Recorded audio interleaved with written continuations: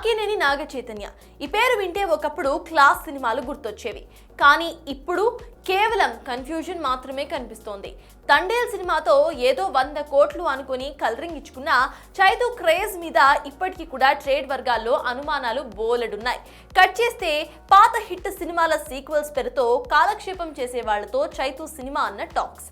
అంటే అక్కినేని వారసుడి కెరీర్ ఇక dead end కి చేరుకున్నట్టేనా? సొంతంగా హిట్ కొట్టే సత్తా లేక మళ్ళీ నాగార్జున చాటున దాక్కుంటున్నాడా? అక్కినేని కాంపౌండ్ లో అసలేం జరుగుతోంది?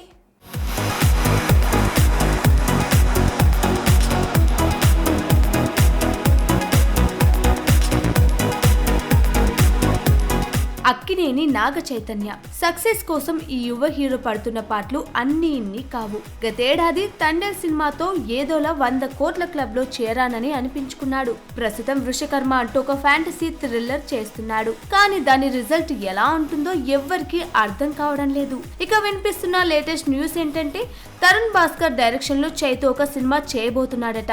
ఇక్కడే అసలు ట్విస్ట్ ఉంది. దర్శకుడు తరుణ్ భాస్కర్ పరిస్థితి ఏంటి? పెళ్లి చూపుల తర్వాత ఆయన మేకింగ్ లో పస తగ్గిందని కీడా కోలాతో ప్రూవ్ చేశాడు. దర్శకుడు తరుణ్ భాస్కర్ పరిస్థితి ముందు నుయ్యి వెనకాల గొయ్యిలా ఉంది. సొంతంగా కొత్త కథలు రాసుకోలేక పాత సినిమాల సీక్వెల్స్ అయినా ఈ నగరానికి ఏమైంది 2, పెళ్లి చూపులు 2 వెంట పడుతున్నాడు. ఇండస్ట్రీలో ఒక టాక్ ఉంది, క్రియేటివిటీ అయిపోయినప్పుడే సీక్వెల్స్ గుర్తొస్తాయని. మరి అలాంటి డైరెక్టర్ ను చైతన్య ఎంచుకోవడం వెనుక అర్థం ఏంటి? చైతూకు కూడా మంచి కథలు రావడం లేదా? లేక ఎవరు సినిమా ఆఫర్ ఇచ్చినా ఓకే అనేంత దారుణమైన స్థితిలో ఉన్నాడా? చూస్తుంటే చైతన్యకు తన సోలో స్టామినా మీద నమ్మకం పోయినట్టే కనిపిస్తుంది. అందుకే మళ్ళీ నాగార్జున వద్దకు చేరుతున్నాడన్న టాక్ వినిపిస్తుంది.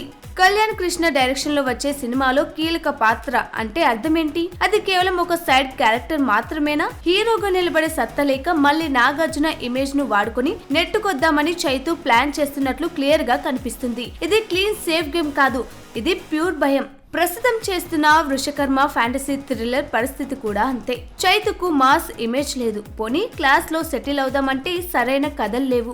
మధ్యలో ఇలాంటి ఫ్యాంటసీ ప్రయోగాలు చేసి చేతులు కాల్చుకునేలానే కనిపిస్తున్నాడు. గతంలో కస్టడీ, థ్యాంక్ యూ సినిమాలు కూడా ఇలాగే హైప్ ఇచ్చారు. తీరా థియేటర్లో ఈగలు తోలుకున్నారు. ఇప్పుడు కూడా అదే రిపీట్ అయ్యేలా ఉంది. ఒకవైపు జూనియర్ ఎన్టీఆర్, రామ్ చరణ్ లాంటి వాళ్ళు గ్లోబల్ లెవెల్లో ఆడుతుంటే చైతు మాత్రం ఇంకా పెళ్లి చూపులు ఫేమ్ డైరెక్టర్ల చుట్టూ తిరుగుతున్నాడు. తరుణ్ భాస్కర్ సినిమాలు కేవలం హైదరాబాద్ లోని కొన్ని ఏరియాలకే పరిమితం. మరి చైతుకు మాస్ ఆడియన్స్ అక్కర్లేదా? లేక మాస్ తనను యాక్సెప్ట్ చేయరని ఫిక్స్ అయిపోయాడా? చూస్తుంటే నాగ చైతన్య తన కెరీర్ ను తానే చేతులారా రిస్క్ లో పడేసుకుంటున్నట్లు అనిపిస్తుంది. తరుణ్ భాస్కర్ తో ప్రయోగం వికటిస్తే ఇక చైతుని కాపాడడం నాగార్జున వల్ల కూడా కాదేమో.